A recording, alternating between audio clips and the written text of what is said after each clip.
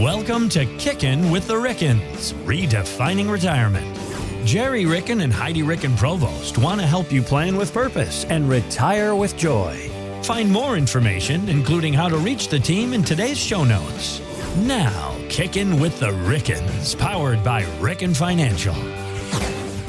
As always, thanks for streaming Kickin' with the Rickens, redefining retirement. That would be retirement planner Heidi Ricken Provost alongside licensed insurance professional Gerry Ricken. Actually, let me correct that real quick.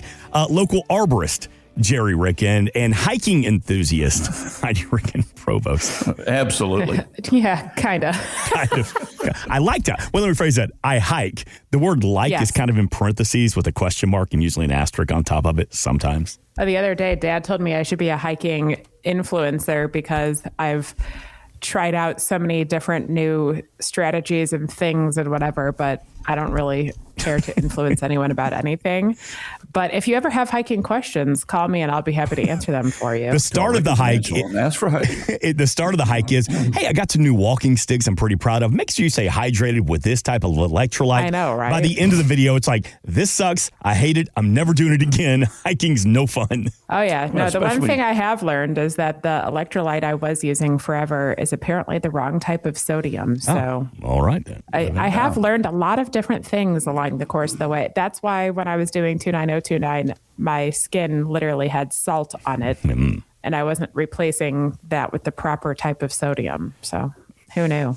See, now you know. The more you know. Reading Rainbow. Well, there you go. Yeah, spent my weekend training for. I have a new hike coming up in October called the Ultimate Hike. It's a 1-day 21 miler that has the total elevation gain of 2,600 feet. So that's not bad after a 25 miler that had 29,000 feet of elevation gain.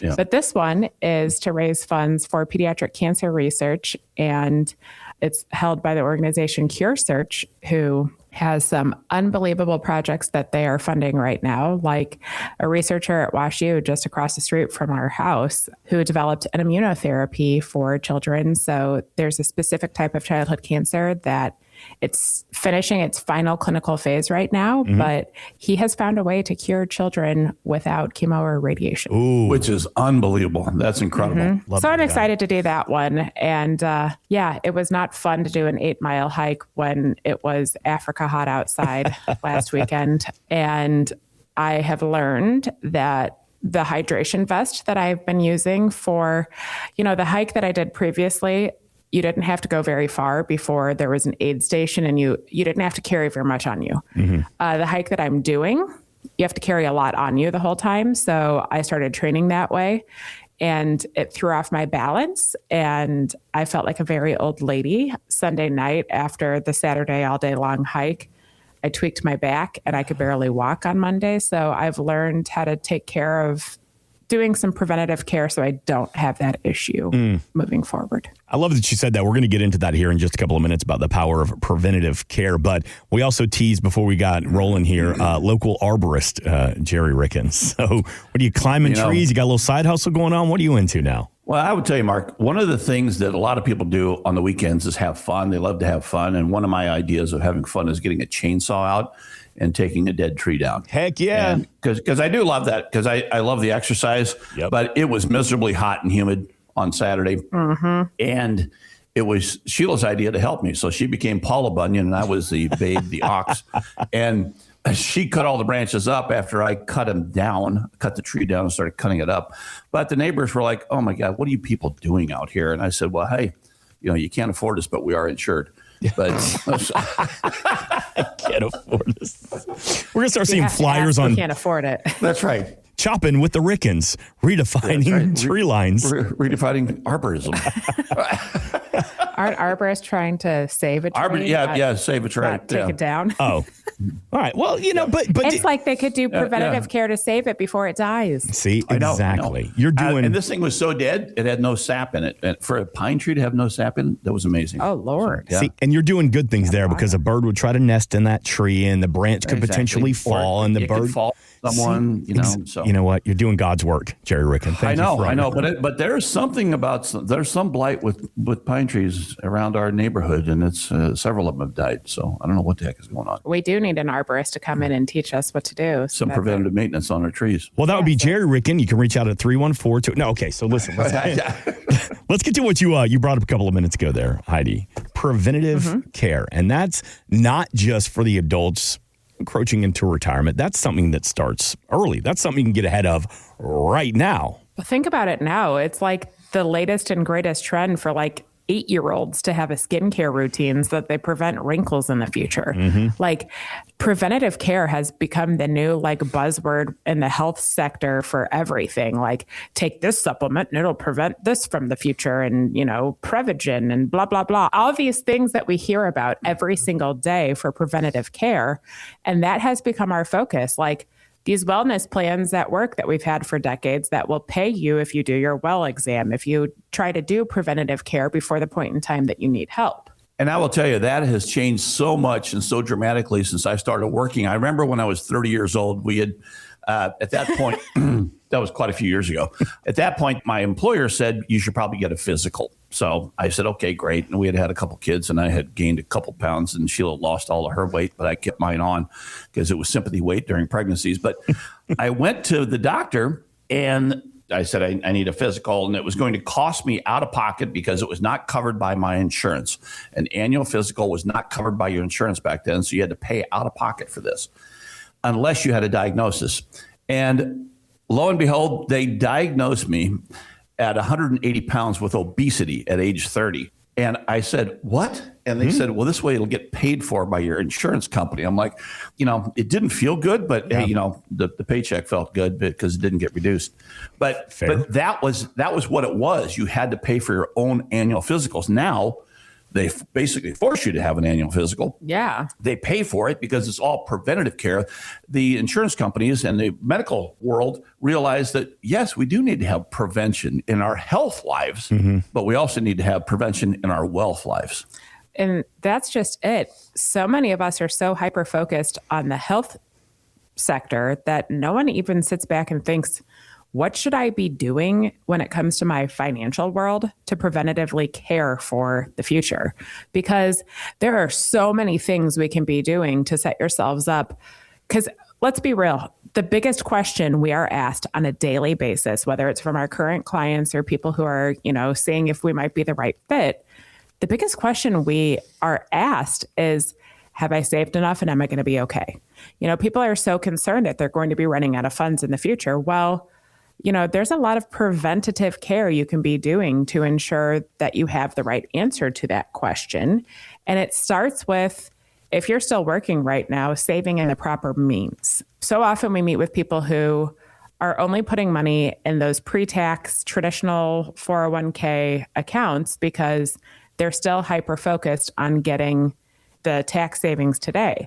Well, if you're doing that and deferring your taxation for the future, that's not preventatively caring for how much your tax bill is going to be in the future and ensuring that your money is going to last longer. And I will tell you, last week, I met with someone who said, I only have 2 more years of working, so I feel like it would be a waste to move this pre-tax over to Roth. They have a Roth option at work. And for their future contributions. Exactly, for all their future contributions. And they said, well, it's only 2 years. I don't feel like that's going to make a difference. Well, this is the same person who their grandparents lived into their hundreds. Their parents are in their hundreds. I'm like, well, you probably have some longevity here. And if we can forecast out your taxation for the future, it could potentially save you hundreds of thousands of dollars over your lifetime to make the switch today for the next 2 years versus waiting until you retire to take care of your tax problem. So preventatively, if we're caring for our financial future and we're focused on retirement, it's going to start with risk. What is your market risk? And currently that you're taking right now, is that matching your risk tolerance? And then number 2, what is your tax risk that you're exposed to? And are you setting yourselves up for the most efficient taxation in retirement? or for a more inefficient model when it comes to taxation and retirement. So there's a lot of different things we can do to help preventatively care for our future financially, but it really has to start with those two. And a lot of people that we've met over the years, while they're working, they have a match in their 401k and they aren't contributing enough to take advantage of that entire match. If you're doing that, what you're doing is, just hypothetically, I come into a room and I set $100 on the table and I said, that's yours to pick up. If you put $100 down, you can take your $100 and receive the $100 that I put on that table.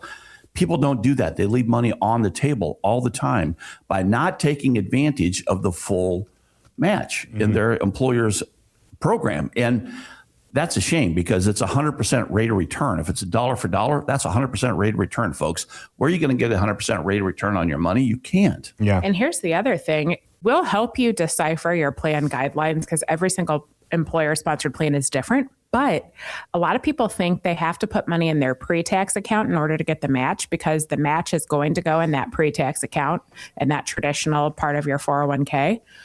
But at the end of the day, you can put it in your Roth plan allowing. You should be able to contribute into your Roth and still get the match. Absolutely. Absolutely. And the other thing that people do is they set it and forget it.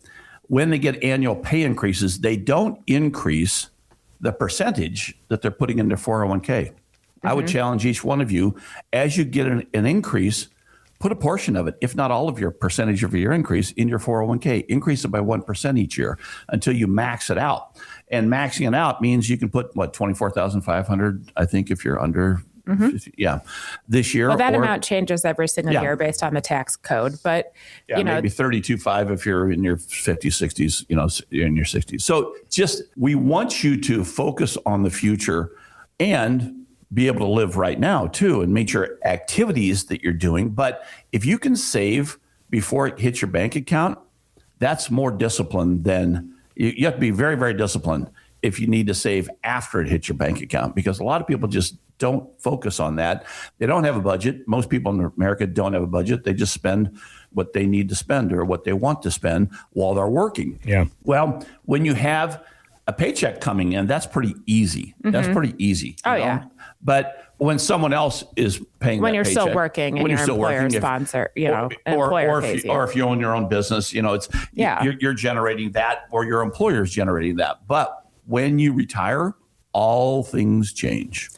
And all things should change. But let's talk about that for a second. You just mentioned it is so much easier to save prior to hitting your bank account than after it hits. That's part of preventative care. If you're not saving, if you have an employer-sponsored plan at work or a SEP IRA or something like that, if you're self-employed, if you have a means of saving before the money hits your account and you're not taking advantage of that, you're not doing a very good job preventatively caring for your financial problems in retirement.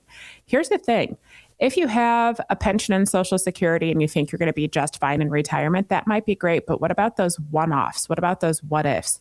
What if you need long-term care and it's going to cost you a couple $100,000 or potentially $1 million to cover long-term care in the future? What if your child has a health problem or needs help covering education? Or so often people will say, I want to help my kid with A, B, C, D, E, F, G. Even though the kid probably doesn't need the help. They want to do that because that's in our human nature. There are so many what ifs that could occur. If you have a pension and Social Security that you think are going to cover you and you haven't saved anything outside of that, you're not doing yourself any good for your retirement. So if you want to practice some preventative care for the future, you probably still should be setting something aside for retirement. And it might just be gravy. You may never have to utilize it until, your required minimum distributions kick in and you have to do something like that. But if you don't have something saved for the future, if you're just receiving your paycheck every single month, it is our human nature to spend what hits your bank account. True. So it's almost impossible. Like in the human psyche, it's almost impossible for us to break that. And most people don't have a budget because most people don't need a budget. If you are not deficit spending, you don't really need a budget per se. But if you're not saving for the future and then you spend everything that hits your account, you're not doing anything to help anyone, including yourselves, for your financial future. So true. Yeah. And let's go back a step too, because one thing we didn't really dive in yet on is that market risk. We kind of talked a little bit about tax risk, and you need to be aware of what your tax risk is that you're setting yourselves up for in your retirement world, because if you have saved every single thing in pre-tax accounts that haven't been taxed yet, you have a huge tax bomb that's going to explode on you in retirement. And it's now time to figure out how to dismantle that one and do a little preventative care now. Yes, it might hurt to think about doing a Roth conversion right now, but if you're going to stay in the 22% tax bracket doing a Roth conversion versus waiting till the future and your required minimum distribution kicks on and you're going to be in the 32% tax bracket, then wouldn't you like to take advantage of paying less tax over the course of your lifetime? Yep. Your market risk, that matters probably more so than anything else when you're on the threshold of retirement, especially. But if you are not matching your risk tolerance and we have a market correction, you are going to feel so much pain. You are worth being in a position where you're matching your risk tolerance. And it's going to start with this. What is your risk tolerance? Most people don't even know that. Most people don't know what the definition is, and we can get into that in another segment. But your risk tolerance changes when you retire. Everything changes when you retire. Your risk tolerance, the definition of risk, changes when you retire or when you're approaching retirement as well. When you're setting everything aside for the future and you're 30 years from retirement, your risk tolerance is how much do you want in stocks versus bonds and fixed incomes? And it's primarily just market driven. When you're on the threshold of retirement, it's how much do you want with your principal to be protected from market loss? And then when you're exposed to loss, what kind of loss would you like to be exposed to? So there's so many different nuances here, but you need to be aware of it. And if you're not even aware of it, that's something we can help you with, because everyone deserves to know what your risk tolerance is and to ensure that what you're doing matches your risk tolerance appropriately. I love this conversation about preventative care, not just for your health, but for your wealth as well. If you know somebody that could really use this information, this guidance, we always invite you to share the show with your friends and with your families. But ask yourself this question: what is your risk tolerance? Are you on budget? What do the trees look like in your front yard? Sorry, trees are fine. We're not talking about trees. But those are the questions to ask yourself and to help find the answers with the team of Ricken Financial. Get all the information here in the show notes about preventative care for your health and your wealth. You can find the website, find the phone number here in the show notes. But with that being said, I think it's a great place to hit pause for this week. So as always, Heidi, Ricken, Provost, Gerry, Ricken, thank you. Thank you for the education. Thank you for the information this week. We are back next week. But before we get out of here, take us home. Every day is a holiday. Life is short, laugh hard. This has been Kickin' with the Rickens, redefining retirement. Insurance products are offered through the insurance business Ricken Financial LLC. Ricken Financial LLC is also an investment advisory practice that offers products and services through Impact Partnership Wealth LLC, a registered investment advisor. IPW does not offer insurance products. The insurance products offered by Ricken Financial LLC are not subject to investment advisor requirements. Investing involves risk, including the potential loss of principal. Any references to protection, safety, or lifetime income generally refer to fixed insurance products, never securities or investments. Insurance guarantees are backed by the financial strength and claims paying abilities of the issuing carrier. This podcast is intended for informational purposes only. It is not intended to be used as the sole basis for financial decisions, nor should it be construed as advice designed to meet the particular needs of an individual situation. Ricken Financial LLC is not permitted to offer, and no statement made during the show shall constitute tax or legal advice. Our firm is not affiliated with or endorsed by the U.S. government or any governmental agency. The information and opinions contained herein provided by third parties have been obtained from sources believed to be reliable, but accuracy and completeness cannot be guaranteed by Ricken Financial LLC. Please remember that converting an employer plan account to a Roth IRA is a taxable event. Increased taxable income from the Roth IRA conversion may have several consequences. Be sure to consult with a qualified tax advisor before making any decisions regarding your IRA. Tax preparation and tax advisory services are offered through Ricken Financial. These services are not offered by IPW and are not subject to investment advisor requirements. These services referenced are an outside business activity not offered through or supervised by IPW.